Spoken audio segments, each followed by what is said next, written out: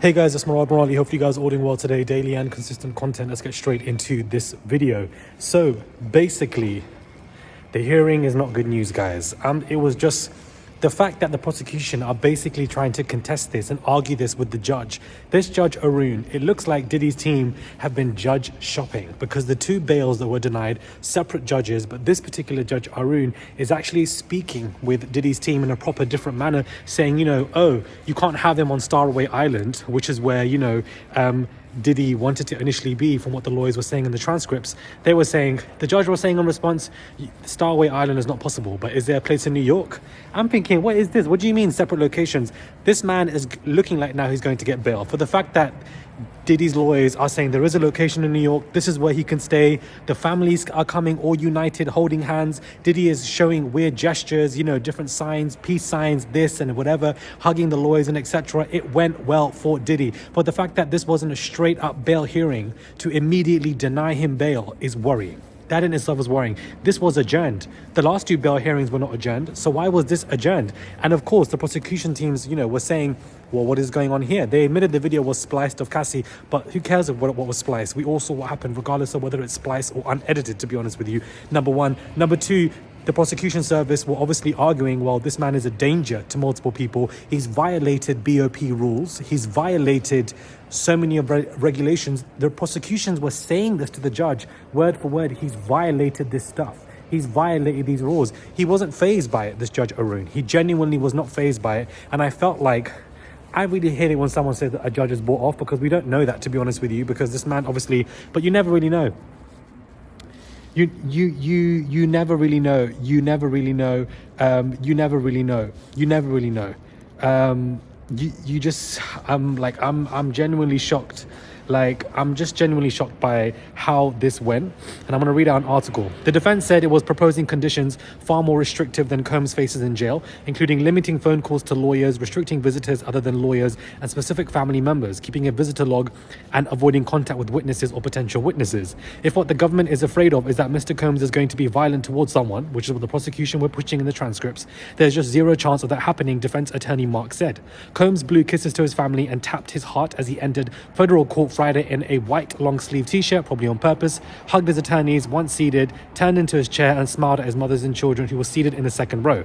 Prosecutors reminded the judge this is the case about violence and argued the conditions proposed in the defense bill package fell short, and they kept on saying that. At bottom, in order for conditions to be sufficient, there have to be some level of trust that the defendant will follow them. Prosecutor Christy Slavic said, who was arguing against, that the defendant basically cannot be trusted. She also questioned the efficacy of a team of private security guards paid for by Combs. And this is what is insane to me. The Diddy's team was saying that we can get a objective security team.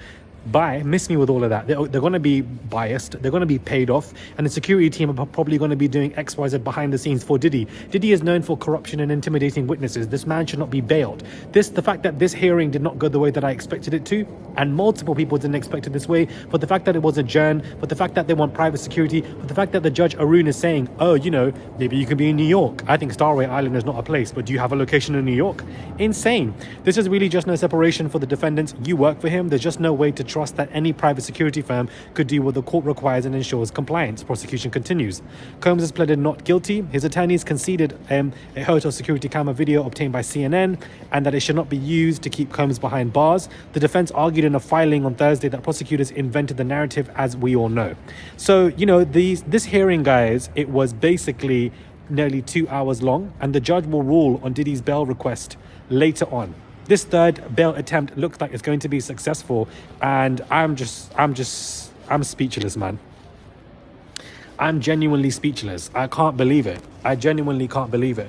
The prosecution, their main argument for this hearing was that this man is a danger. And they're citing the Cassie video as an example, and they're also citing for the fact that he's violated BOP rules as well. And all of this is basically what they're citing as evidence. So, which is evidence and which is right there. But the judge, for some reason, is dismissing all of this. He's not accounting for it. And he's actually reasoning. This hearing, the judge, if you read the transcripts, he was reasoning more with Diddy's lawyers than he was with the prosecution side. He was reasoning more with Diddy's lawyers than the prosecution side. Like, I'm not going to sit here and read you 2 hours worth of transcripts, but I wanted to give you guys an 8-minute overview of this hearing and basically what it was. And it's just not good news for the prosecution side. That team, they did not expect to come into this. They did not expect to come into this with 2 bail attempts easily denied and believe that this 3rd bail attempt would be adjourned, or that they would be contesting or fighting the judge, which is basically what they were doing. It was giving back and forth. The prosecution team were quick with their responses, very quick, very robust, and even they had an extra letter for the Abercrombie and Fitch stuff, but even then they had to over-explain that. They gave a letter that they written, which I read out to you guys. They gifted that to the judge, but even then the judge was still asking to explain further stuff. So it really didn't make any sense to me. I'm so sorry. I did not expect this at all. I didn't expect this to be adjourned. Now it's definitely looking like Diddy is about to be bailed. From the basis of this hearing, it looks like Diddy's about to be bailed. But the fact that Mark, Diddy's lawyer, is giving an address in New York for where he's going to stay and the conditions, and that there's going to be a separate security team that's going to be hired, and then he's only going to be in contact with his lawyers, and the judge seems to be, okaying with this, not contesting it, not denying it, not shutting it down, but adjourning the hearing, and that they will come back to this, is crazy. This is the win for Diddy's team. That's just how I see it, and that's how a lot of people are seeing this conversation right now. And I just wanted to let you guys know that this just is not going in the way that we thought it would, unfortunately. What a shame. That's the police right now. That's the police right now. Lord have mercy. I suggest both parties put in letters by Monday at noon about what type of communications Mr. Combs may engage in. Combs' lawyer says his adult children are willing to obey. He's not a lawless person. We spent hours at the MDC. Mr. Combs was writing down what I said. He has access to cell phones in the MDC, but not under our conditions. Crazy. Like, what is going on? For the fact that the judge is actually hearing out Diddy's lawyers, it's just crazy to me. Defendants have used at least 8 inmate codes, says the prosecution.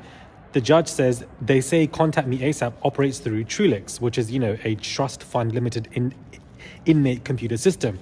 The prosecution say to the judge, but it's not permitted. In the Jeffries, one is detained. And the judge responds, says, well, that's a foreign national. Like, why are you going back and forth over stuff like this? I'm trying to understand. Like, what is this judge doing? I don't know, man. It just seems to me very bizarre. Someone said basically he's getting out because if he was going to deny him, he would have just been denied today. That's what it's given.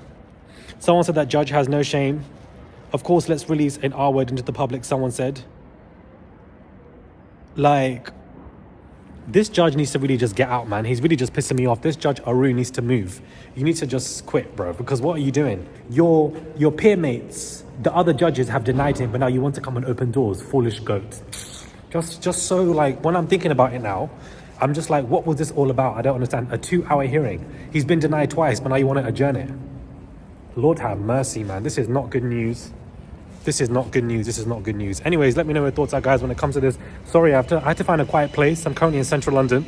But do subscribe, comment down below, and give this video a thumbs up. I wanted to get this out to you guys as soon as possible. My apologies for the lack thereof sound, voice. Hopefully you guys, the comprehension is clear. But it's looking like Diddy's going to get out, y'all. This is a mess. I just can't believe it. I'm speechless.